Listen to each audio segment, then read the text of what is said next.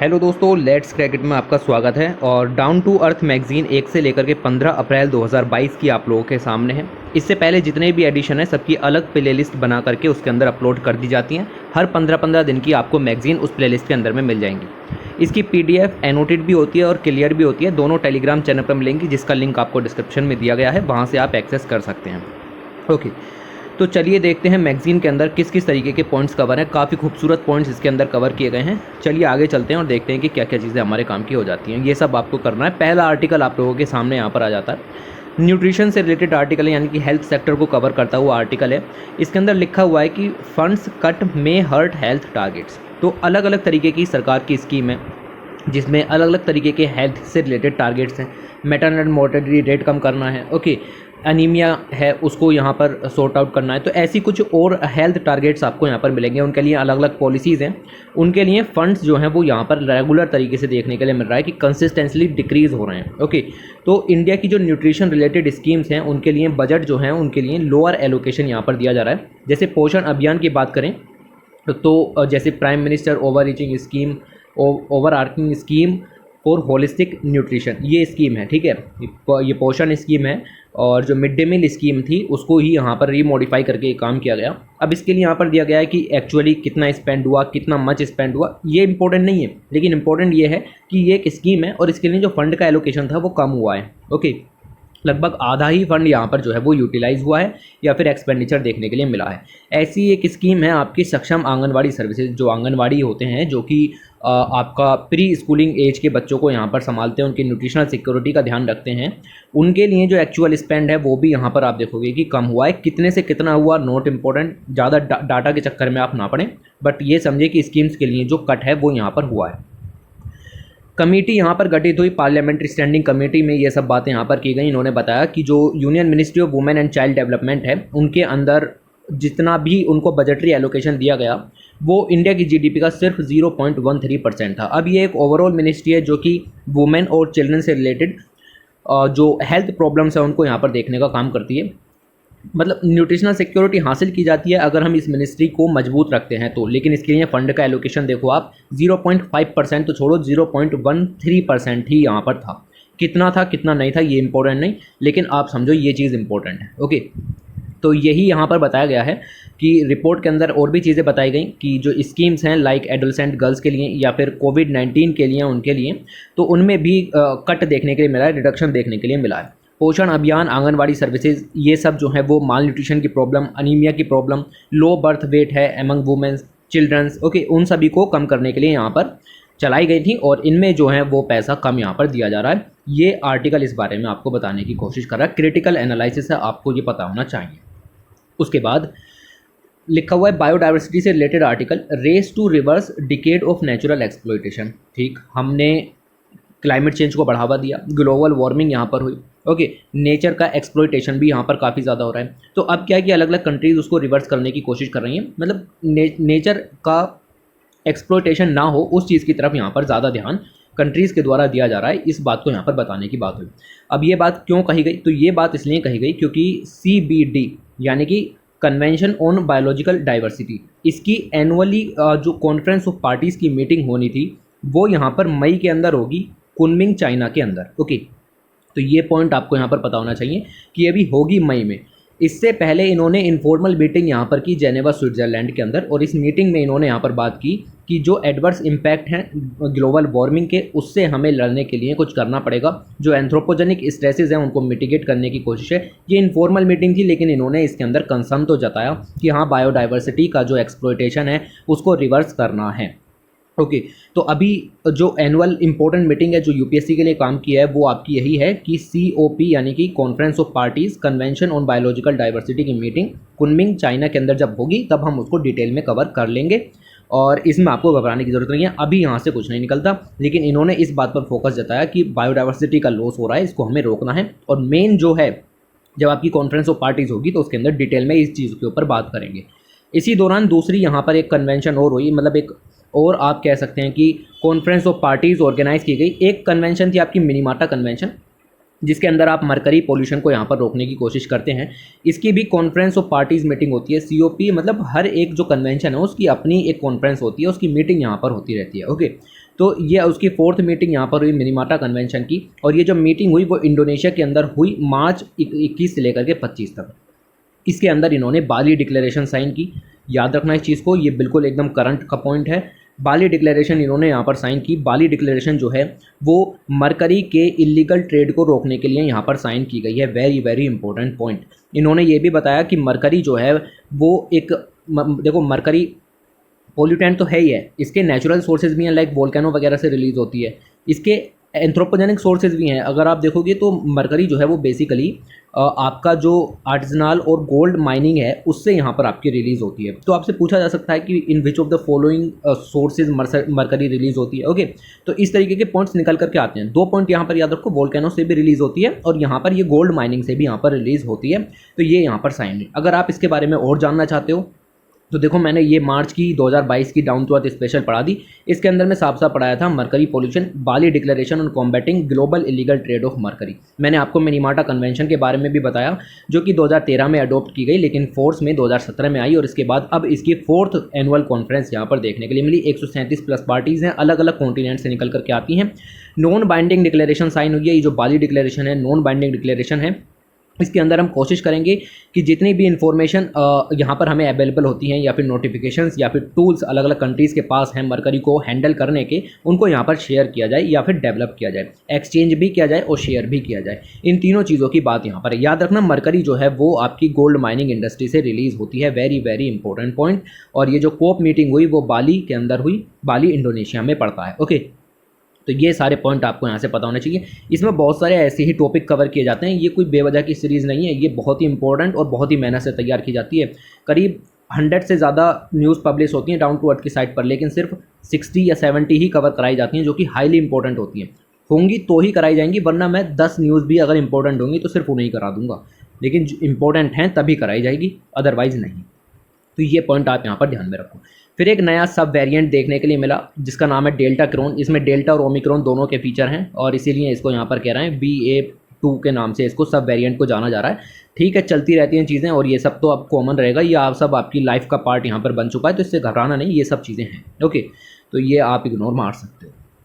उसके बाद इंडिया में भी कुछ चीज़ें चल रही हैं। इंडिया में एक रिपोर्ट रिलीज़ की गई, सेंटर ने रिलीज़ की, India and the Arctic. India के आर्कटिक क्षेत्र में क्या क्या चीज़ें यहाँ पर चलती रहती हैं, मतलब आर्कटिक काउंसिल के जो मेंबर्स हैं, ओके, लाइक आर्कटिक कंट्रीज़ हैं, उन सभी के साथ पार्टनरशिप को यहाँ पर बनाना है ताकि सस्टेनेबल डेवलपमेंट को हासिल किया जाए। इन्होंने इसके अंदर बताया कि हम किस तरीके से साइंटिफिक रिसर्च को आर्कटिक क्षेत्र में बढ़ावा देंगे, कोऑपरेशन करेंगे, क्लाइमेट और एनवायरमेंटल प्रोटेक्शन पर भी ध्यान देंगे, इकोनॉमिक एंड ह्यूमन डेवलपमेंट पर भी ध्यान देंगे, क्योंकि आर्कटिक रीजन के अंदर भारी मात्रा में स्ट्रेटेजिक मिनरल्स मिलते हैं, इसलिए इकोनॉमिक कंसेप्ट भी इसके अंदर आ जाता है।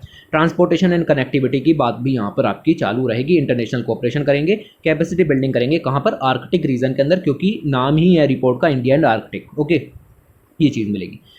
केरल के अंदर फॉरेस्ट फायर हुई और आग लग गई। ठीक है, मार्च में, अभी देखो मार्च में फॉरेस्ट फायर देखने के लिए मिल रही है, तो जून जुलाई में क्या होगा। ठीक, तो ये यहाँ पर चिंता जताई जा रही है कि अभी तो समर आया ही नहीं है, प्री समर सीजन में ही आपको ये सिचुएशन देखने के लिए मिल रही है और बहुत भारी मात्रा में जो फॉरेस्ट लॉस यहाँ पर हमें देखने के लिए मिल रहा है।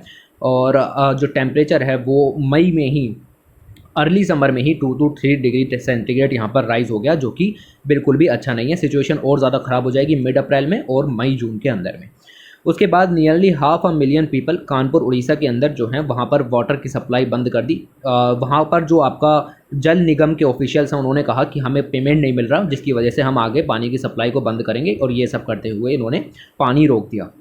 दिल्ली के अंदर स्टेट वेटलैंड अथॉरिटी है, उन्होंने यहाँ पर कहा कि over the last 2 years received request to remove the 221 water bodies from the official list। ये हमारे यूपीएससी के काम की कोई न्यूज़ नहीं है, बट इन्होंने ये कहा कि जो आपकी ऑफिशियल लिस्ट है जिसमें लगभग 1043 के करीब वाटर बॉडीज़ हैं, उनमें से 221 वाटर बॉडीज़ को हटा दीजिए, क्योंकि वहाँ पर जो है वो हमें डेवलपमेंटल एक्टिविटीज़ को यहाँ पर करना है। ओके, तो ये सब चीज़ें यहाँ पर आपकी चल रही हैं। ग्लोबल लेवल पर भी कुछ चीज़ें यहाँ पर हैं।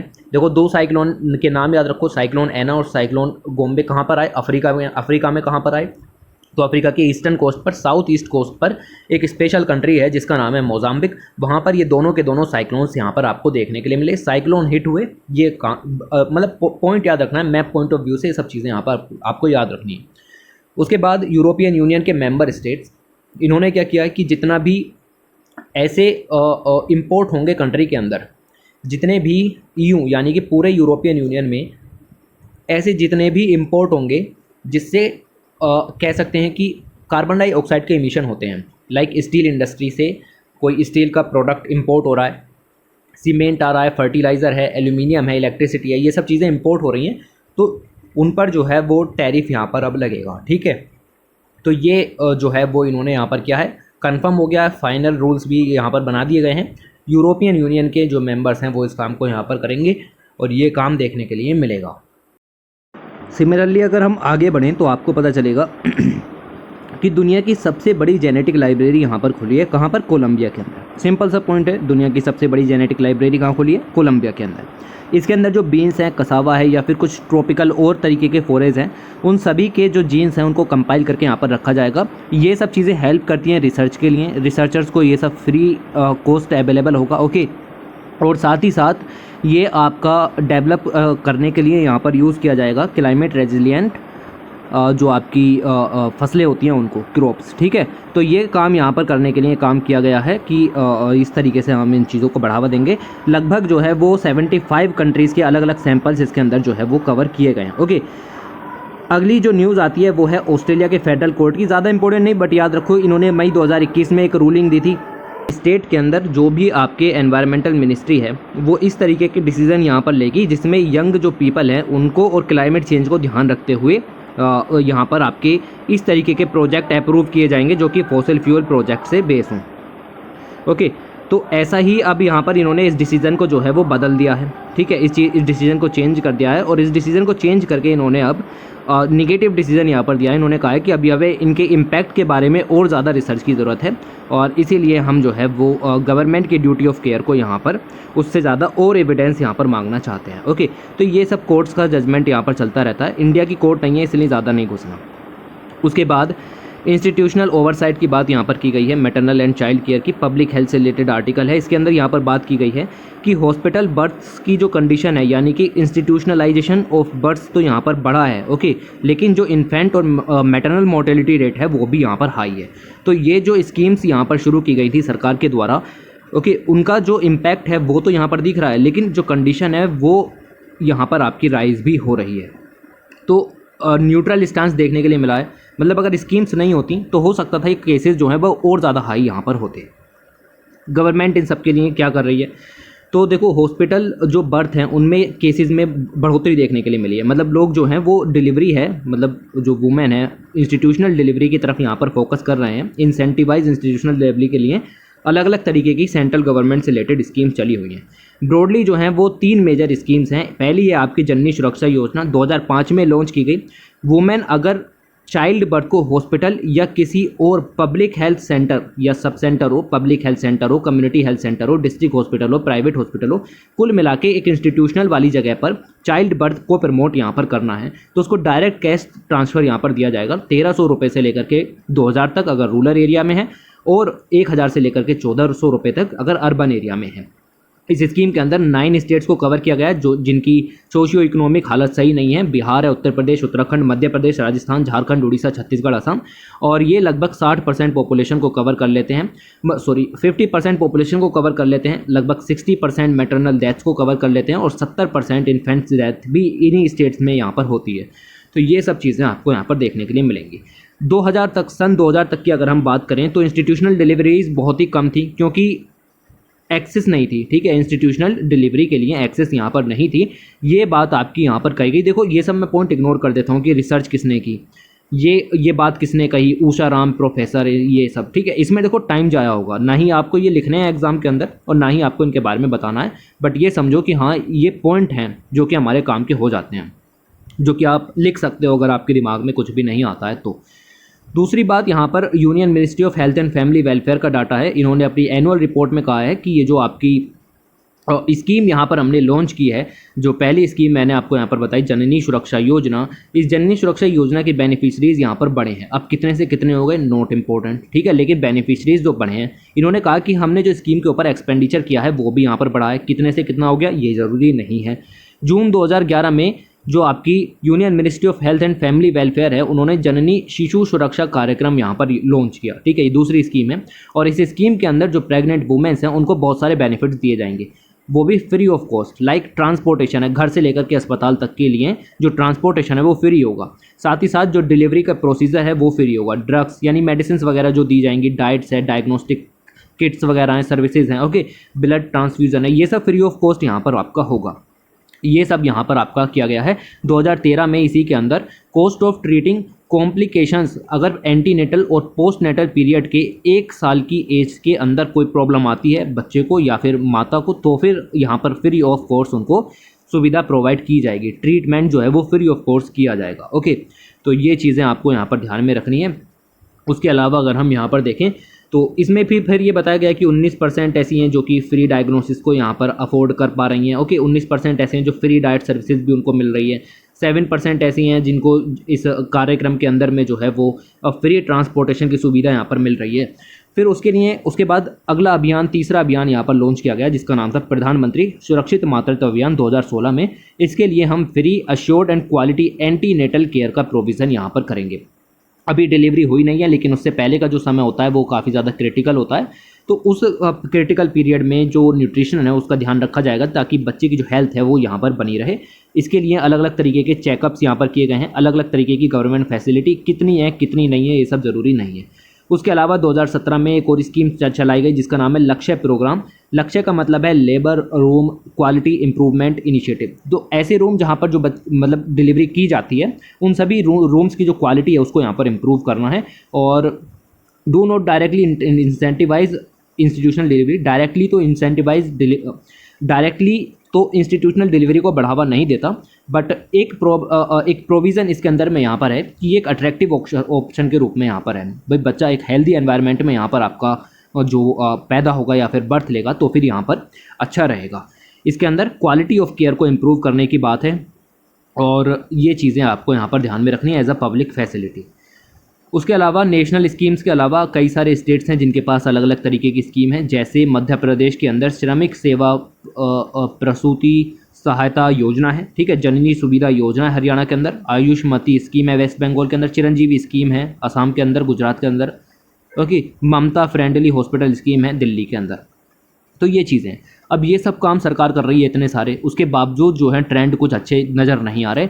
सम स्टेट्स ऐसे हैं जिनमें हायर मैटरनल मोर्टेलिटी रेट्स दिख रहे हैं, यानी कि पर 1 लाख बर्थ के ऊपर जो कितनी जो मदर्स हैं उनकी डेथ यहाँ पर हो जाती है। तो एवरेज इंडिया का जो लेवल है 2004-05 में लगभग 250 के करीब था, इसको हमने घटा करके 100 किया है पूरे इंडिया का लेवल। लेकिन अगर आप अलग अलग स्टेट्स पर ऑब्जर्वेशन करें तो कुछ स्टेट्स ऐसे हैं जिनमें इंडिया का जो एवरेज लेवल है उनसे ज़्यादा मैटरनल मोर्टेलिटी के केसेस देखने के लिए मिल रहे हैं। पर्टिकुलरली याद रखने की ज़रूरत नहीं, बट उत्तर प्रदेश वगैरह जैसे स्टेट्स ज़्यादा अच्छा नहीं कर रहे हैं, ओके, असम भी कुछ आगे नहीं है। तो ये चीज़ें मिलेंगी। उसके अलावा यहाँ पर आपको मिलेगा नियोनेटल मोर्टेलिटी रेट का भी यही है, एवरेज इंडिया का यहाँ पर दिया गया है। नियोनेटल का मतलब ये होता है जो बच्चा यहाँ पर पैदा हुआ है, अगर 1000 बर्थ यहाँ पर हुए हैं तो उनमें से कितने बच्चे यहाँ पर हैं जो कि अपनी लाइफ को नहीं जी पाते। तो इंडिया का एवरेज लेवल यहाँ पर लगभग 38-39 के करीब था 2005-06 में, और अब हमने इसको घटा करके लगभग 23-24 यहाँ पर कर दिया है। कुछ स्टेट ऐसे हैं जिनमें ये एवरेज से भी ज़्यादा है। इंडिया का जो एक एवरेज है पूरे इंडिया का वो इतना है, बाकी के जितने स्टेट इससे आगे निकल रहे हैं वो सब बिल्कुल भी अच्छा नहीं कर रहे हैं। ऐसे ही इन्फेंट मोर्टेलिटी रेट्स आपको देखने के लिए मिल जाएंगे और इन सब में भी सिचुएशन कुछ ज़्यादा खास यहाँ पर आपको नज़र नहीं आती, ओके। उसके बाद ये दिया गया था पूरा ग्राफ इस तरीके से भर के कि ये सब स्टेट्स पर फोकस हो रहा है, ठीक है। मैंने आपको इनके नाम भी बताए, 9 स्टेट्स हैं ये सारे के सारे मिलकर के। इन 9 स्टेट में जो नियोनेटल इन्फेंट मोर्टेलिटी रेट्स हैं, मैटरनल मोर्टेलिटी रेट्स हैं, उनकी कंडीशन बिल्कुल भी अच्छी नहीं है। पर्टिकुलर स्टेट का ये सब डाटा पढ़ने की ज़रूरत नहीं है, ना ही ये पढ़ने की ज़रूरत है कि कितने लोगों को कितना बेनिफिट यहाँ पर मिला, ओके, बट ये सब चीज़ें आपके काम की हो जाती हैं। अब इसके साथ प्रॉब्लम भी एसोसिएटेड है, ठीक है। सरकार ने प्रमोट किया, उसके साथ साथ हमें देखने के लिए मिला कि जिस चीज़ के लिए प्रमोट कर रहे थे वो चीज़ें कुछ हद तक इम्प्रूव भी हुई, लेकिन उसके बाद भी सिचुएशन बनी हुई है। तो उसके लिए कुछ प्रॉब्लम्स यहाँ पर हैं, इसीलिए सिचुएशन ऐसी है। पहली प्रॉब्लम ये है कि every public and community health centre, जहाँ पर भी इंस्टीट्यूशनल डिलीवरी होती है, वहाँ पर स्टाफ की बहुत ज़्यादा कमी है। ओके, तो जितना स्टाफ होना चाहिए नर्सेज वगैरह उतनी वहाँ पर नहीं है। दूसरी प्रॉब्लम आपको यहाँ पर ये मिलेगी कि जो इंफ्रास्ट्रक्चर है वो नहीं है उस हिसाब से। ओके, इसीलिए आपने आयुष्मान इंफ्रास्ट्रक्चर योजना यहाँ पर शुरू की, जिसके अंदर आप अलग अलग तरीके के क्रिटिकल यूनिट्स यहाँ पर आप तैयार करोगे इस तरीके की। ओके, तीसरी प्रॉब्लम ये है कि ठीक है, दोनों चीज़ें अगर है भी तो एक्सपर्टीज़ की लैक देखने के लिए मिलेगी। ओके, तीसरी प्रॉब्लम आपको मिलेगी। चौथी प्रॉब्लम आपको ये मिलेगी कि लोगों में अवेयरनेस नहीं है। ओके, वुमेंस इसलिए जाती हैं क्योंकि पैसा वहाँ पर बच जाता है, वो इसलिए नहीं जाती कि न्यूट्रिशनल सिक्योरिटी उनको हासिल होगी। तो ये जो सोचने का तरीका है इसको चेंज करने की ज़रूरत है। पांचवा जो है वो आपको ये मिलेगा कि इंस्टीट्यूशनल डिलीवरी ने बहुत लोगों की जान बचाई है, लेकिन इसकी जो क्वालिटी ऑफ केयर है वो इम्प्रूव करने की ज़रूरत है। तो 5 प्रॉब्लम्स यहाँ पर हैं, क्वालिटी से रिलेटेड प्रॉब्लम्स हैं, स्टाफ से रिलेटेड प्रॉब्लम्स हैं, ओके, एक्सपर्टीज से रिलेटेड प्रॉब्लम्स यहाँ पर आपको मिल जाएंगी, अवेयरनेस प्रॉब्लम्स आपको मिल जाएंगी, इंफ्रास्ट्रक्चरल रिलेटेड प्रॉब्लम्स मिल जाएंगी। ये पांचों प्रॉब्लम भी अगर आप लिख पाते हो तो सफिशिएंट है।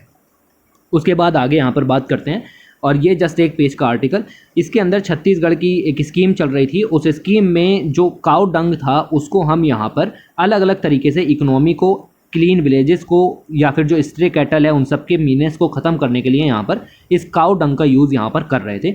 लेकिन अभी पता चला है कि कुछ खास बढ़ोतरी यहाँ पर हो नहीं रही है, प्लान जो है वो फेल होता दिखाई दे रहा है। तो वही क्रिटिकल एनालिसिस सरकार की स्कीम्स का। तो यहाँ पर आप क्या पढ़ना चाहते हैं तो हम देखेंगे कि ये सब आप यहाँ पर इग्नोर कर सकते हो। मेन चीज़ जो है वो आपको सिर्फ इतनी यहाँ पर याद रखनी है। छत्तीसगढ़ के अंदर स्कीम थी जिसका नाम था गोधन न्याय योजना। ये स्टेट की फ्लैगशिप स्कीम थी। इसके अंदर जो है वो हम रूरल इकोनॉमी को बढ़ावा देने की बात कर रहे थे। किस तरीके से? ऑर्गेनिक फार्मिंग को बढ़ा करके, डेयरी बिजनेसेस को बढ़ा करके, और साथ ही साथ विलेज के एनवायरनमेंट को इम्प्रूव करके। और ये सब जो काम है वो सिर्फ और सिर्फ काउ डंग की मदद से यहाँ पर किया जाएगा। काउ डंग के कई सारे फायदे होते हैं। आप उसको फर्टिलाइजर के रूप में यूज़ कर सकते हो, ऑर्गेनिक फर्टिलाइजर जिसको आप यहाँ पर कहते हो। आप उससे बायोगैस वगैरह बना सकते हो जिससे आप क्लीन एंड अफोर्डेबल एनर्जी हासिल कर सकते हो। बट सभी की अपनी अपनी चुनौतियां भी मौजूद हैं। ओके, प्रॉब्लम क्या है? ठीक है, इन्होंने फर्टिलाइजर, मैन्योर वगैरह तैयार किया, लेकिन वो मैन्योर बिक नहीं रहा, अनसोल्ड देखने के लिए मिल रहा है। अब कई सारे आपको मिलेंगे, लगभग 28 डिस्ट्रिक्ट हैं, ठीक है, छत्तीसगढ़ के अंदर। उनमें से सिर्फ 7 ही डिस्ट्रिक्ट हैं जो कि सिर्फ ये बेच पा रही हैं, अनसोल्ड मतलब सोल्ड कर पा रही हैं। ये 7 के नाम दिए हैं, ये सब डाटा दिया है, नहीं पढ़ना, ठीक। इन्होंने बताया कि जो मोस्टली फोकस है वो अर्बन एरिया की तरफ है। 28 डिस्ट्रिक्ट में से 7 डिस्ट्रिक्ट ऐसी हैं जो कि अर्बन एरिया के अंदर में है। वहाँ पर तो काम ठीक चल रहा है, लेकिन जो रूरल एरिया है वहाँ पर काम बिल्कुल भी अच्छा नहीं चल रहा। ओके, तो ये रूरल सेंट्रिक स्कीम थी, लेकिन इसका जो फ़ायदा है वो रूरल एरिया में नहीं मिल रहा, अर्बन एरिया में ज़्यादा मिल रहा है। तो ये कुछ घाटे हैं इस स्कीम के, या फिर स्कीम मदद क्यों नहीं कर पा रही उसके बारे में भी आपको बताया गया है। तो इतना आपको यहाँ से जो है वो ध्यान में रखना है।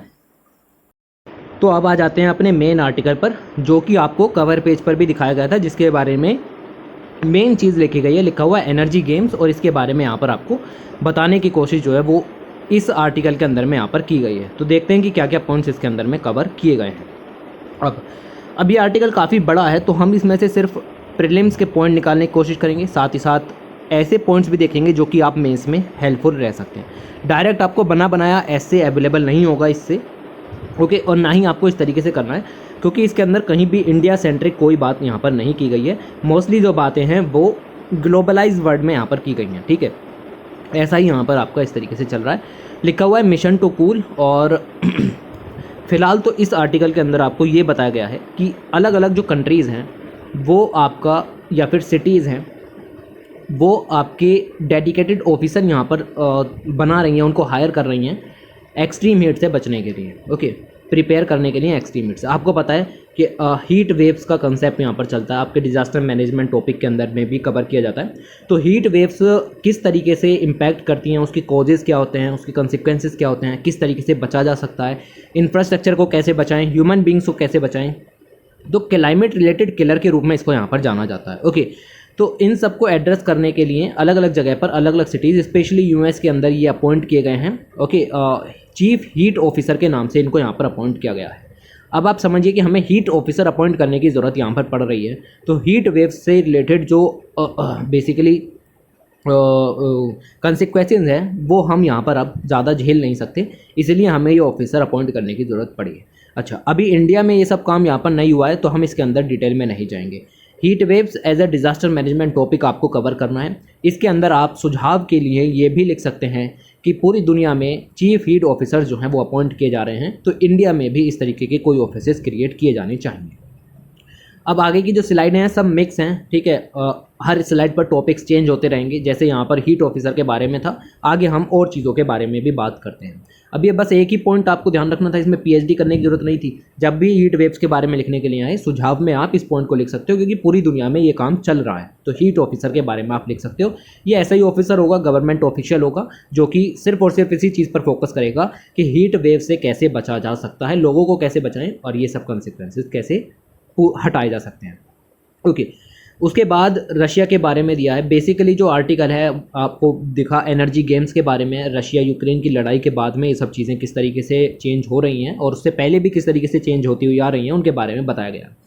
रशिया एक मेजर ऑयल एंड गैस का प्रोड्यूसर है, ये बात तो आपको भूलनी नहीं है। आप देख सकते हैं 2019 के आंकड़ों के हिसाब से टॉप 10 क्रूड ऑयल के प्रोड्यूसर आपको दिखाए गए हैं। यूनाइटेड स्टेट्स नंबर 1 पे आ गया, ठीक है, फिर आपका सऊदी अरब आ गया। तो 11% हिस्सा यहाँ पर आपका जो है वो रशिया जो है वो यहाँ पर घिरे हुए है, तो इसका इंपॉर्टेंस तो यहाँ पर एक मेजर प्लेयर है। दूसरी चीज़ में आपको यहाँ पर देखने के लिए मिलेगा कि share of top 10 natural gas producers. Natural gas भी एक फॉसिल फ्यूल ड्राइव्ड गैस होती है, ये भी कुछ दूध की धुली हुई नहीं है, मतलब कोई खास गैस नहीं है, लेकिन हाँ कोल वगैरह की तुलना में अगर हम देखें तो 50% कम कार्बन डाइऑक्साइड का इमिशन ये यहाँ पर करती है। इसीलिए बहुत सारी कंट्रीज़ जो हैं प्रीफर करती हैं कि हम नेचुरल गैस को यूज़ करें, ना कि कोल वगैरह को। लेकिन नेचुरल गैस भी कोई अच्छी चीज़ नहीं है। ओके, तो इसके आंकड़ों के हिसाब से अगर हम देखें तो यूनाइटेड स्टेट्स आपको मिलेगा 24% तक नेचुरल गैस के प्रोडक्शन को उसने घेरा हुआ है। दूसरे नंबर पर आपको रशिया मिल जाएगा। तो रशिया का इंपॉर्टेंस नेचुरल गैस में भी है, ऑयल गैस प्रोड्यूसर के रूप में भी काफ़ी अच्छा काम यहाँ पर कर रहा है। लेकिन अभी जो वॉर यहाँ पर हुई है उसके बाद सिचुएशंस चेंज होने वाली है।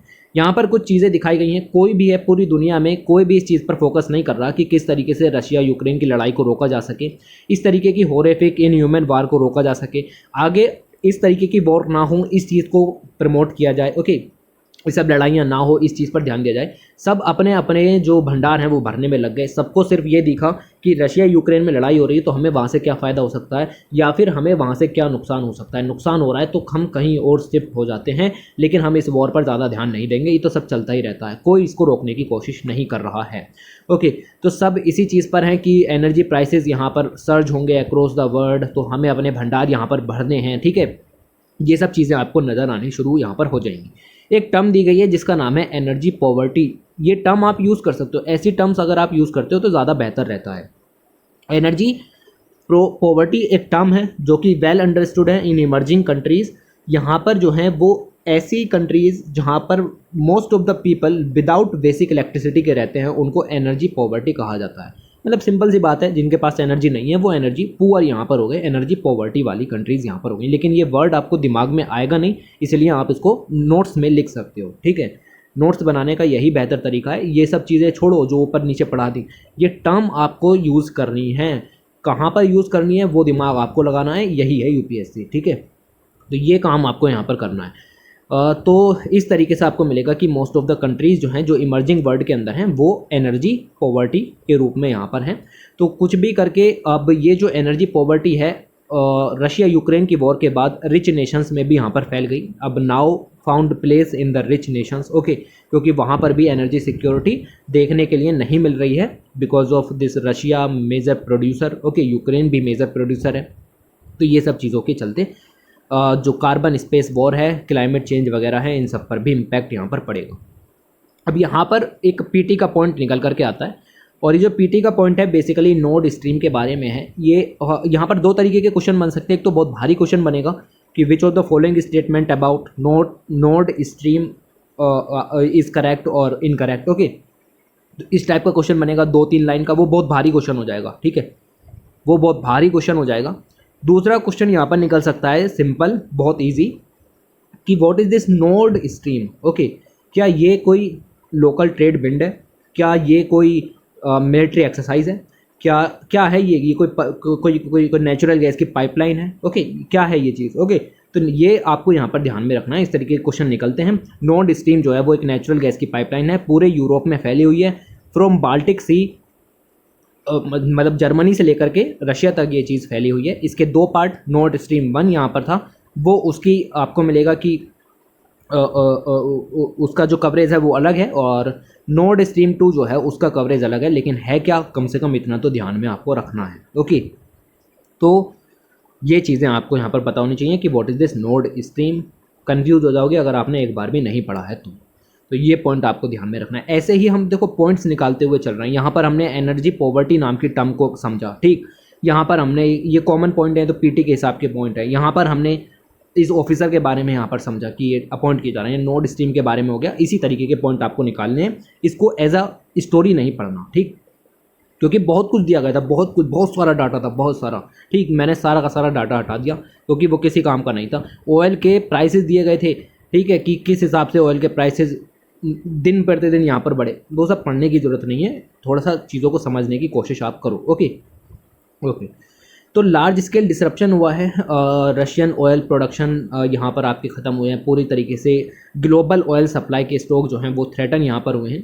ये सब बातें यहाँ पर रिलीज़ की गई यूक्रेन में, जब से यहाँ पर लड़ाई छिड़ी है तब से। और बिगेस्ट सप्लाई क्राइसिस देखने के लिए मिल रहा है डिकेड्स में। ऐसा बिगेस्ट सप्लाई क्राइसिस पहले 1973 में देखने के लिए मिला था। ओके, उसके बाद से हमें चीज़ें कम ही देखने के लिए यहाँ पर मिल रही हैं। सेम बात आईएमएफ भी दोहराता है कि रशिया और यूक्रेन की वॉर से जो है ग्लोबल इकोनॉमी इम्पैक्ट होगी, और ये बात हमें पता है, इन्फ्लेशन बढ़ेगा, और ये सब इंडिया में भी देखने के लिए मिल रहा है। इसका इम्पैक्ट तो आप देख सकते हैं, हर चीज़ के प्राइसेस जो हैं वो राइज हुए हैं। ओके, ये चीज़ें आपको यहाँ पर ध्यान में रखनी है। तो ये चीज़ आपको पता होनी चाहिए। और कंट्री कोई भी हो, लाइक इंडिया, सभी पर भी इम्पैक्ट पड़ेगा, टफ टाइम उनके लिए यहाँ पर आएगा। नया ऑर्डर लिखा हुआ है, न्यू ऑर्डर शिफ्ट। ओके, अब वॉर के बाद हो क्या रहा है। Okay, the war global energy chess board को पूरी तरीके से चेंज कर दिया है। रशिया तो घिरा हुआ है, अलग अलग लोगों ने सैंक्शंस लगाए हैं। यूएस सप्लायर था, लेकिन अब उसने भी बंद कर दिया कि हम रशिया से कोई इंपोर्ट नहीं करेंगे, ठीक है। तो एनर्जी के लिए अलग अलग मार्केट सब लोग यहाँ पर ढूंढ रहे हैं। यूएस की गैस कंपनीज अलग खुश हैं क्योंकि उनको नए जो फील्ड हैं यहाँ पर शेल गैस के, वो देखने के लिए मिलेंगे, और उनके सेल गैस का जो एक्सपोर्ट है वो भी यहाँ पर बढ़ेगा। ओके, बट आप यहाँ पर समझो कि ये जो है आपकी शेल गैस, ये ऐसे ही सप्लाई नहीं की जा सकती। शेल गैस की सप्लाई के लिए आपको इसको लिक्विडिफाई करना पड़ेगा, गैस से लिक्विड स्टेट में आपको इसको कन्वर्ट करना पड़ेगा। इसको कहते हैं आप एलएनजी, और उसके बाद आप उसको ट्रांसफ़र करोगे पाइपलाइन वगैरह के थ्रू। अब ये चीज़ें काफ़ी दिक्कत करती हैं। पहले तो आप सेल गैस को लिक्विडिफाई करोगे तो आपकी कॉस्ट यहाँ पर ही बढ़ जाएगी, ठीक है। तो ये जो प्रॉब्लम है ये यूएस के सामने निकल करके आ रही है कि एलएनजी को तो हम बढ़ावा दे दें, यानी लिक्विफाइड नेचुरल गैस को तो हम बढ़ावा दे दें, लेकिन उसमें जो चुनौतियाँ हैं वो बहुत ज़्यादा हैं। अगर हम सीधे रशियन गैस की बात करें तो उनको सीधे ही यहाँ पर पाइपलाइन वगैरह के ज़रिए लाया जाता है, तो वो बहुत ज़्यादा चीप पड़ती है, लेकिन यहाँ पर उसको लिक्विड में ट्रांसफ़र करना भारी पड़ जाता है। ओके, हाई प्रेशर की ज़रूरत पड़ती है, जिसकी वजह से उसका वॉल्यूम भी यहाँ पर कम होता है। ओके, तो ये सब चीज़ें आपको देखने के लिए मिलेंगी। एलएनजी के जो शिप्स हैं वो पूरे यूएस से आप सप्लाई कर सकते हो एशिया वगैरह को और यूरोप वगैरह को, लेकिन प्रॉब्लम्स तो उसके अंदर में परसिस्ट रहेंगी। ओके, तो एक तो आपको ये पॉइंट ऑफ व्यू यहाँ पर थोड़ा सा समझना था। ज़्यादा डिटेल में नहीं जाना, बट समझने की कोशिश करो कि हाँ, यूएस के पास सेल गैस के भंडार हैं, लेकिन उससे भी उसको इतना ज़्यादा फ़ायदा नहीं होगा। इंपोर्ट एक्सपोर्ट कर सकते हैं, लेकिन चुनौतियाँ अपनी जगह पर भी यहाँ पर रहती हैं। The high oil and gas prices बढ़ रहे हैं, सिंपल सी बात है। अभी देखा ये सब प्राइसेस यहाँ पर बढ़ रहे हैं, इसका मतलब ये है कि क्लाइमेट चेंज पर भी कोई फोकस नहीं करेगा। अरे भाई, एक बैरल जो आपका आता था $100 का, वो अब $130-140 का आ रहा है, तो लोग सिर्फ इसी चीज़ पर फोकस करेंगे कि किसी तरीके से सस्ता मिल जाए, लेकिन मिल जाए। क्लाइमेट चेंज गया भाड़ में। Climate change is no longer the focus, ठीक है। कंट्रीज़ जहाँ पर आपकी टॉक करने की कोशिश कर रही थी कि हम क्लाइमेट चेंज से लड़ेंगे वगैरह वगैरह बात करेंगे, COP26 के अंदर में भी ये बातें कह कर के आ गए, लेकिन अब समझ में आ रहा है कि फॉसिल फ्यूल के बिना काम नहीं चलेगा। फॉसिल फ्यूल इंडिकेटेड, ये सब चीज़ें आपको पता चलेंगी कि भाई हम तो इसी चीज़ के ऊपर रहेंगे। West was high on the idea of energy transition, but अब जो है वो फॉसिल फ्यूल की तरफ ही रहेगा। Now leaders are running around asking their असबाई फॉइस to ramp up the oil and gas production. Oil and gas के प्रोडक्शन को बढ़ावा देने की बात कर रहे हैं। तो नवंबर 2021 में जो ग्लासगो कॉन्फ्रेंस के अंदर बातें की, उनका कोई भी फ़ायदा यहाँ पर नहीं हुआ। जब आप ऑयल गैस प्रोडक्शन को, कोल प्रोडक्शन को बढ़ाने की कोशिश करते हैं, तब आप क्लाइमेट चेंज के गोल को आगे खींच देते हैं, ठीक है। आगे खींचने का मतलब, अगर आपने 2050 तक नेट जीरो होने का वादा किया था, तो अब आप नहीं हो पाओगे। ठीक है। ईरान, वेनेजुएला, सभी चीज़ों की तरफ फोकस यहाँ पर किया जा रहा है कंट्रीज़ के द्वारा। ये मेजर प्रोड्यूसर के रूप में है, वेनेजुएला भी आपको पता हो ओपेक का भी मेंबर है। ओके, तो ये चीज़ें आपको समझ में आनी चाहिए। और फॉसिल फ्यूल से हम जो है वो पूरी तरीके से अटैच हो चुके हैं और ये जो है वो हमारे क्लाइमेट चेंज के पाथ को चेंज कर देगा। ओके, तो ये चीज़ें आपकी नज़र आती हैं। ये आप देख सकते हो, यूरोप है, यूरोप कह रहा था 2050 तक हम जो है वो नेट ज़ीरो इमीटर कंट्री या ब्लॉक यहाँ पर बन जाएंगे। इन्होंने ये बताया कि 2000 में सिचुएशन क्या थी, 2050 में हम क्या कर लेंगे। आप देख सकते हो ग्रीन वाला जो ब्लॉक है वो कितना ज़्यादा चौड़ा हो गया, यानी कि हम जो है वो रिन्यूएबल बायो एनर्जी को बढ़ावा देंगे, ये सब चीज़ें करेंगे। लेकिन अभी ये सब चीज़ें ख़त्म हो गई हैं, अभी ये नहीं हो सकता। यूरोपियन यूनियन अभी ये सब काम नहीं करेगा। ओके, आप देख सकते हो, मैं आपको दूसरा कलर से दिखाता हूँ, या ये वाला ब्लॉक आप यहाँ पर देखो जहाँ पर मैं अभी कर रहा हूँ ग्रे कलर का। ठीक, ये आपको दिखाता है कोल के बारे में। ये कोल का प्रोडक्शन जो है ये पूरी तरीके से ख़त्म करने वाले थे 2050 तक, लेकिन अब नहीं कर पाएंगे। क्यों? क्योंकि एनर्जी सिक्योरिटी और एनर्जी डिमांड भी तो पूरी करनी है। ऐसे ही जर्मनी ने कहा था 2030 तक फेज़ आउट कर देंगे कोल को, लेकिन अब जो है उसने अपने कोल पावर प्लांट से कहा है कि भैया तैयार रहो, अगर हमें आपकी ज़रूरत पड़ी तो हम प्रोडक्शन करेंगे। ठीक, ऐसे ही और 70 तरीके के ग्राफ दिए गए थे, सारे के सारे कोई इंपॉर्टेंट नहीं है, ना ही आपको पढ़ने हैं। ये सब पढ़ के आप जो है वो पेपर में कंफ्यूज हो गए, ज़्यादा कुछ नहीं लिखा जाएगा। ये सब प्राइस दिए गए हैं किस तरीके से बढ़े, ये सब ज़रूरी नहीं है। फिर ये आपको दिया गया था, ये यूरोप है, यूरोप के अंदर किस तरीके से जो LNG टर्मिनल्स हैं उनमें इन्वेस्ट यहाँ पर किया जा रहा है। ठीक, LNG में। अब एक और आपको मैं यहाँ पर पॉइंट ऑफ व्यू देने की कोशिश करता हूँ। कंट्रीज़ जो हैं उनको ट्रांसफ़र होना था फॉसिल फ्यूल से लेकर के, और उनको यहाँ पर जाना था रिन्यूएबल एनर्जी की तरफ। ठीक, अब फॉसिल फ्यूल से रिन्यूएबल एनर्जी की तरफ इतनी आसानी से आप नहीं जा सकते, क्योंकि यहाँ पर एनर्जी का प्रोडक्शन इतना कम है कि डिमांड पूरी नहीं हो पाएगी। ओके, तो मोस्ट ऑफ द कंट्रीज़ और मोस्ट ऑफ द ब्लॉक्स जो भी यहाँ पर मौजूद हैं लाइक यूरोपियन यूनियन, ये लोग क्या कर रहे हैं कि LNG यानी कि लिक्विफाइड नेचुरल गैस को एज अ ट्रांजिशन यहाँ पर आपका यूज़ कर रहे हैं। ओके, ये कह रहे हैं कि हम फॉसिल फ्यूल से डायरेक्ट रिन्यूएबल एनर्जी की तरफ नहीं जाएंगे, हम फॉसिल फ्यूल से पहले जाएंगे LNG की तरफ और फिर LNG से जाएंगे आपका रिन्यूएबल एनर्जी की तरफ। हम इस तरीके से फोकस यहाँ पर करेंगे। तो यूरोपियन यूनियन ने क्या किया है कि अपने पूरा जो यूनियन है वहाँ पर LNG पाइपलाइंस जो हैं वो टर्मिनल्स जो हैं बिछा दिए हैं और इस तरीके से काम करने की कोशिश यहाँ पर हो रही है। ये तो एक यूरोपियन यूनियन के बारे में हो गया। सेम चीज़ें आपकी अमेरिका के बारे में भी है। अमेरिका ने भी कहा है कि हम जो है LNG को, लिक्विफाइड नेचुरल गैस को ब्रिज फ्यूल के रूप में वर्क करेंगे। ब्रिज फ्यूल क्या? ट्रांजिशन के दौरान बीच में ब्रिज के रूप में हम LNG को यूज़ करेंगे, ये बात इन्होंने कही। यानी कि यूएस का फोकस भी इसी तरफ है कि एनर्जी ट्रांजिशन डायरेक्ट ना हो, LNG के थ्रू यहाँ पर आपका किया जाए। क्यों? क्योंकि ग्लोबल मार्केट सप्लाई डिसरप्ट हुई है, तो इसकी वजह से हम डायरेक्ट नहीं जा सकते। पहले हम कोशिश कर सकते थे कि फॉसिल से सीधे रिन्यूएबल की तरफ चले जाएं, लेकिन अभी कोविड-19 प्लस उसके बाद ये रशिया यूक्रेन की वॉर, तो अब ये बिल्कुल भी पॉसिबल नहीं है। ये पॉइंट ऑफ व्यू याद रखो। अगर इंडिया में भी लिखना हो तो आराम से लिख सकते हो कि हमें ऐसा करना चाहिए या नहीं। जी हाँ, बिल्कुल करना चाहिए। अब LNG के बारे में कुछ पॉइंट्स दिए गए हैं जो कि PT के काम के हो जाते हैं। LNG एक नेचुरल गैस है और लिक्विड फॉर्म में यहाँ पर है, लिक्विफाइड नेचुरल गैस है। नेचुरल गैस उसको कंप्रेस किया जाता है और स्टोरेज किया जाता है, कूलिंग भी की जाती है -162 डिग्री सेंटीग्रेड पर, और इससे जो गैस का वॉल्यूम है लगभग 600 गुना कम हो जाता है और फिर इसको ट्रांसपोर्ट कर दिया जाता है ऐसे सभी इलाकों में जहाँ गैस की पाइपलाइन नहीं है, तो वहाँ पर लिक्विड के रूप में इसको यहाँ पर आपका ट्रांसफ़र किया जाता है। ओके, और ट्रांसफ़र करने के बाद लिक्विड से गैस को कन्वर्ट किया जाता है और फिर से इसको गैस के रूप में यहाँ पर यूज़ किया जाता है, फिर से रीगैसिफाइड किया जाता है। तो इस तरीके से ये LNG आपकी वर्क करती है। ये इसका वर्किंग पैटर्न यहाँ पर है। डिटेल में नहीं जाना, सिंपल सी चीज़ें हैं, याद रखना है। पहले तो गैस यहाँ पर एक्सट्रैक्ट की गई, ये नेचुरल गैस है, फॉसिल फ्यूल ड्राइव्ड गैस है। गैस से आप लिक्विड बनाओगे, लिक्विड को आप ट्रांसपोर्ट करोगे क्योंकि इसका वॉल्यूम आपने कम कर लिया, और फिर लिक्विड को आप गैस में कन्वर्ट करके उसको यूज़ करोगे लोकली। ओके, उसके अलावा नेचुरल गैस एक फॉसिल फ्यूल गैस है और ट्रांजिशन के रूप में यूज़ करेंगे, ब्रिज फ्यूल के रूप में यूज़ करेंगे। मैंने आपको बताया इसका मतलब क्या है,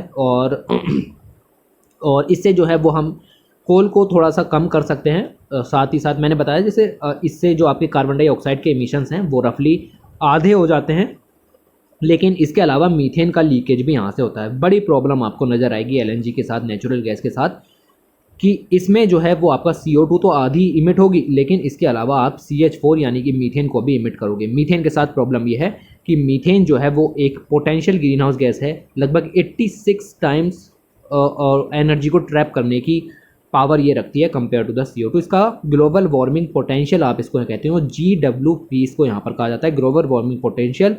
जो आपका मीथेन है उसका ज़्यादा होता है, मतलब इसकी हीट ट्रैपिंग की जो पावर होती है वो ज़्यादा होती है। तो ये सब कुछ प्रॉब्लम्स हैं LNG के साथ, ये आप यहाँ पर ध्यान में रखोगे। सभी कंट्रीज़ फोकस कर रही हैं कि पहले LNG की तरफ जाया जाए और फिर जो है वो इसकी तरफ आया जाए, लेकिन ये किसी भी तरीके से हेल्पफुल नहीं होने वाला। LNG के यूज़ को लगभग 55% कम करना होगा अगर आपको नेट जीरो हासिल करने हैं 2050 तक। सेम चीज़ें आपको मिलेंगी। ये तो हमने पढ़ लिया किसके बारे में, बेसिकली ऑयल के बारे में, कोल के बारे में, गैस के बारे में, LNG के बारे में। अभी इसके अलावा भी और भी चीज़ें हैं जो कि आपकी पूरी रशिया यूक्रेन की वजह से डिसरप्ट हुई हैं। जैसे कुछ क्रिटिकल अर्थ मिनरल्स होते हैं, रेयर मिनरल्स होते हैं, नोबल गैसेज होती हैं लाइक नियोन है, क्रिप्टॉन है, जो कि सेमीकंडक्टर चिप्स को बनाने में यूज़ होते हैं। कुछ हैं जो लिथियम आयन बैटरीज को भी बनाने में यूज़ होती हैं, ऑटोमोबाइल्स के अंदर, रिन्यूएबल मशीनरी, इन सब के अंदर में भी यूज़ होते हैं। यूक्रेन जो है वो लगभग 90% सेमीकंडक्टर ग्रेड नियोन को कह सकते हैं कि उसकी सप्लाई को कंट्रोल यहाँ पर करता है। ओके, यूक्रेन आप देखो अटैक में है, अंडर अटैक है। तो US ने कहा है कि सेमीकंडक्टर के लिए जो मटेरियल यहाँ पर मिलना चाहिए वो हमें हासिल नहीं हो रहा है, तो इस वजह से जो हमारी ऑटोमोबाइल इंडस्ट्री है उसमें कमी देखने के लिए मिल रही है। सेम चीज़ आपको देखने के लिए मिलेगी चाइना ने भी यहाँ पर आपको जो पूरा जो मार्केट है सेवरल मेटल्स और मिनरल्स का, मैंने आपको इसके बारे में डिटेल में बताया है किसी वीडियो के अंदर, अभी पर्टिकुलरली याद नहीं है। अगर आप रेगुलर फॉलो करते हैं तो आपको याद रहेगा, ठीक।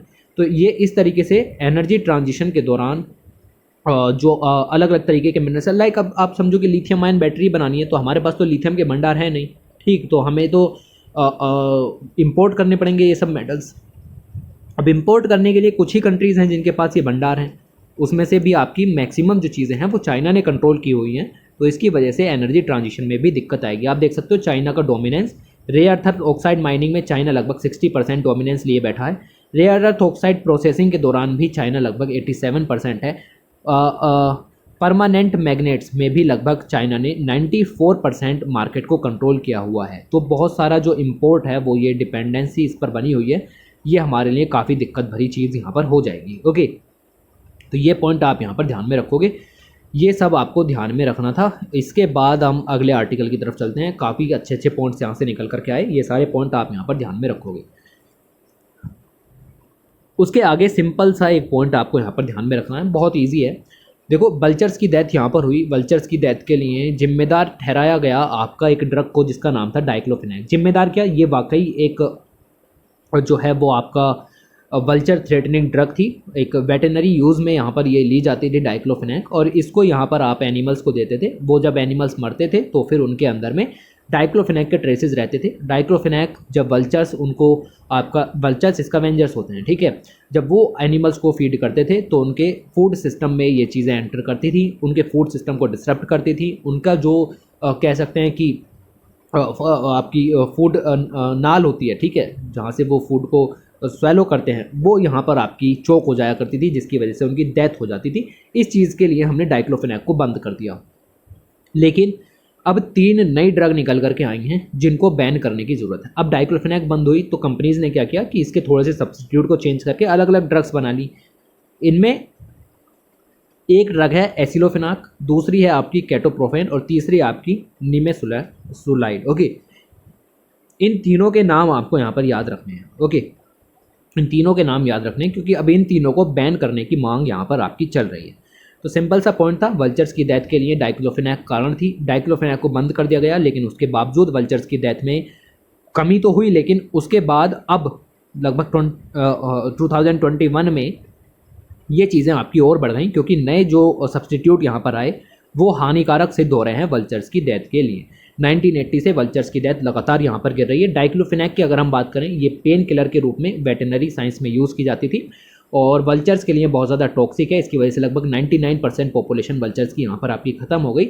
ये मोस्ट इसका मैंने बताया ये इफिशिएंट स्कैवेंजर्स होते हैं, बैक्टीरिया फंगस को स्प्रेड होने से रोकते हैं, इसीलिए ये कार्कसेस को पूरी तरीके से ख़त्म कर देते हैं। 2006 में हमने इस डाइक्लोफिनेक को यहाँ पर आपका बंद कर दिया क्योंकि वल्चर्स की जो डिमांड है वो यहाँ पर इस तरीके की थी कि इसको बंद किया जाए। तो ये सब चीज़ें आपकी चली। 1991 में डाइक्लोफिनेक कंट्री के अंदर इंट्रोड्यूस की गई थी। एनिमल्स को इंजेक्शन दिए जाते थे, एनिमल्स मरते थे, वल्चर्स उनको खाते थे। खाने के बाद जो है वो वल्चर्स का जो आपका रीनल फेलियर यहाँ पर देखने के लिए मिलता था, जिसकी वजह से उनकी पॉपुलेशन आप देख सकते हैं किस तरीके से कम हुई। तो ये डाइक्लोफेनाक, ये सब सिचुएशन आपको इस तरीके से मिलेगी। और राइट, इसके बाद दूसरी वेटेनरी पेन किलर आई जिसका नाम था निमेसुलाइड। ओके, इसने भी यहाँ पर वल्चर्स की डेथ को कोज किया और ये भी यहाँ पर इसको भी बैन करने की बात यहाँ पर आपकी चल रही है। तो आप देख सकते हैं कि 4 तरीके की हो गई हैं। एक तो डाइक्लोफेनाक 2006 में बंद कर दी। एसिलोफेनाक ये आपकी कन्वर्ट हो जाती है, जब वल्चर के अंदर जाती है तो डाइक्लोफेनाक में ही कन्वर्ट हो जाती है, जिसकी वजह से इनकी भी पॉपुलेशन में कमी देखने के लिए मिल रही है। एक है आपकी निमेसुलाइड, और ये वल्चर के जो गोट है या फिर रीनल है उसमें फेलियर कर देती है। जब इसको खाता है तो 30 घंटे बाद में उसकी मौत हो जाती है। ऐसे ही आपको मिलेगी कीटोप्रोफेन, और इसमें भी आपको टॉक्सिसिटी लेवल्स हाई देखने के लिए मिलेंगे। वल्चर्स की पॉपुलेशन देख सकते हो 2003 से लगभग 53% पॉपुलेशन यहाँ पर ख़त्म हो गई है। अलग अलग इलाके हैं, उनमें अलग अलग जगह पर अलग अलग रीजन में इनकी पॉपुलेशन में कमी देखने के लिए मिली है। मेजर हैबिटेट लॉस भी देखने के लिए मिला है। वल्चर्स के बारे में आप इतना ध्यान में रखोगे। उसके बाद अगला आर्टिकल आपको यहाँ पर मिल जाएगा, और इसके अंदर जो आपको यहाँ पर बताया गया है वो बताया गया है आपको कि क्रॉप की यील्ड को इम्प्रूव करने के लिए आप माइक्रोब्स का यूज़ कर सकते हो। देखो, माइक्रो ऑर्गेनिजम्स का अलग अलग यूज़ है। क्लास 12 की एनसीईआरटी में देखोगे तो लिखा हुआ है साथ साथ। हेल्थ सेक्टर में भी यूज़ है और एग्रीकल्चर सेक्टर में तो कॉमनली यूज़ है ही है। ओके, लिबरलाइजेशन हुआ, प्राइवेटाइजेशन हुआ, ग्लोबलाइजेशन हुआ, जिसकी वजह से कंट्री का जो एग्रेरियन सेक्टर है वो पूरी तरीके से डिसरप्ट यहाँ पर हुआ। डिसरप्ट होने का मतलब है सीड नहीं मिल पा रहे थे, इम्पोर्ट्स, मार्केट्स, इन सब चीज़ों पर महंगाई यहाँ पर हो गई थी। स्मॉल फार्मर्स डेब्ट ट्रैप में यहाँ पर आपके चले गए थे, और प्राइसेस जो है वो पूरी तरीके से हाई थे। प्रोडक्शन कॉस्ट भी यहाँ पर हाई हो गई, क्रेडिट रेट भी यहाँ पर आपके हाई हो गए।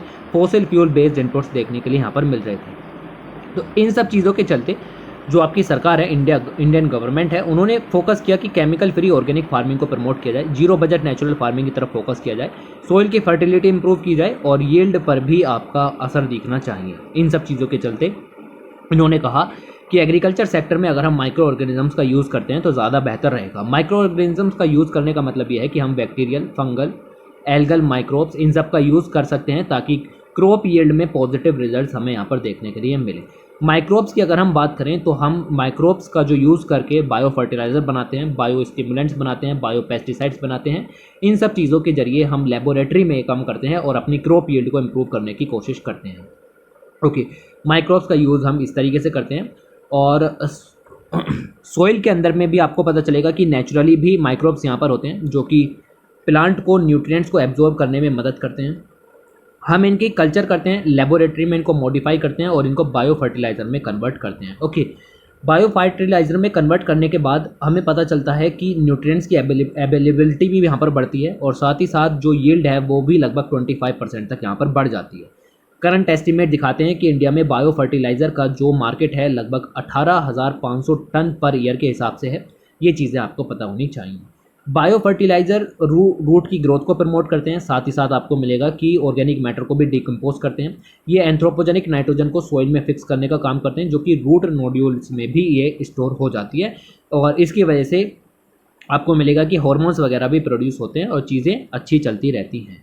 दे also scavenge and soluble phosphates from the soil layer, और इससे जो सोइल मिनरलाइजेशन भी आपका यहाँ पर बढ़ता है। सोइल मिनरलाइजेशन बढ़ने का मतलब यह है कि सोइल में मिनरल्स की मात्रा ज़्यादा होगी, न्यूट्रिशन अवेलेबिलिटी ज़्यादा होगी। यहाँ पर मिलेगा आपको there are 3 bacterias used for nitrogen fixing bio fertilisers. Okay, nitrogen fixing के लिए 3 तरीके के बैक्टीरिया यहाँ पर होते हैं। एक है आपका राइजोबियम, एक है आपका एजोस्पिरिलियम, और एक आपको यहाँ पर मिल जाएगा एजोटोबैक्टर। ओके, ये तीनों आपके इस तरीके का आपको ध्यान रखना है कि नाइट्रोजन फिक्सिंग का वर्क यहाँ पर आपके करते हैं, और अलग अलग प्लांट में अलग अलग तरीके के हैं। जैसे राइजोबियम है तो वो लेग्यूम प्लांट्स में आपको यहाँ पर आपका वर्क करेगा।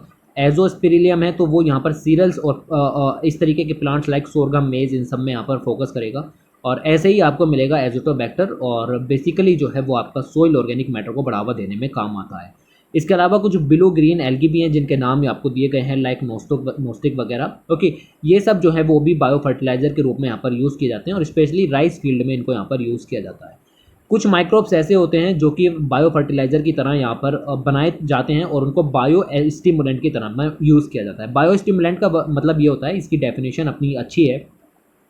इसका मतलब ये होता है कि ऐसे प्रोडक्ट हम यहाँ पर तैयार करते हैं लेबोरेटरी में जो कि प्लांट की न्यूट्रिशन एफिशिएंसी को एनहेंस करें। भाई, प्लांट अपने आप में न्यूट्रिशन को एब्जॉर्व कर रहा है, करता रहने दो, लेकिन उसकी स्पीड को, उसके रेट को हम इम्प्रूव यहाँ पर करते हैं और इसका मदद से हम ये बायो स्टिमुलेंट की मदद से इस काम को करते हैं। हम एबायोटिक स्ट्रेस से उसको टॉलरेंस बनाते हैं और साथ ही साथ उसकी क्वालिटी को भी इम्प्रूव करते हैं। बायो स्टिमुलेंट्स ऑर्गेनिक हो सकते हैं, केमिकल हो सकते हैं, क्योंकि इनका मकसद जो है वो प्रोसेस को इम्प्रूव करना यहाँ पर हो जाता है। ओके, तो ये चीज़ें आपको यहाँ पर ध्यान में मिलेंगी। इसका भी अपना मार्केट है, वो भी यहाँ पर हम बढ़ाने की कोशिश कर रहे हैं और हम इसका डेवलपमेंट करते हैं, यूज़ करते हैं, पॉजिटिव रिजल्ट्स भी देखने के लिए मिलते हैं, पर साथ ही साथ नेगेटिव इम्पैक्ट भी देखने के लिए मिलते हैं।